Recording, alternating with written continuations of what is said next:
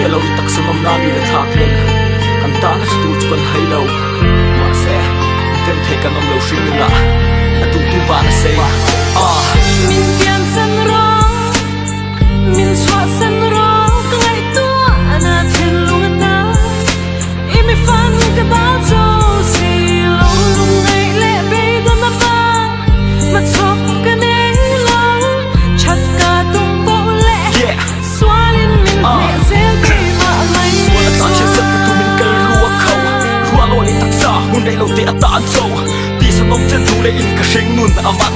lim na le lo na ko ma ka ta an chuan angan le tu singa kel toi na sheng nun tak mang kan ko ngai tho kha ni ka sheng nun chuan apan kian sa tu min ka ngai tu na su awak fel a het si lo ka na chan a khun ngai bo ka ni ka tak se su tu na min tak chu na thalam ko ka hoi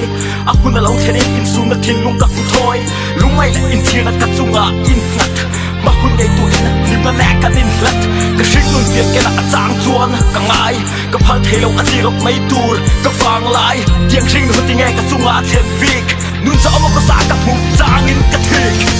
min pian san ro min chwa san ro kai tu ana then lung ta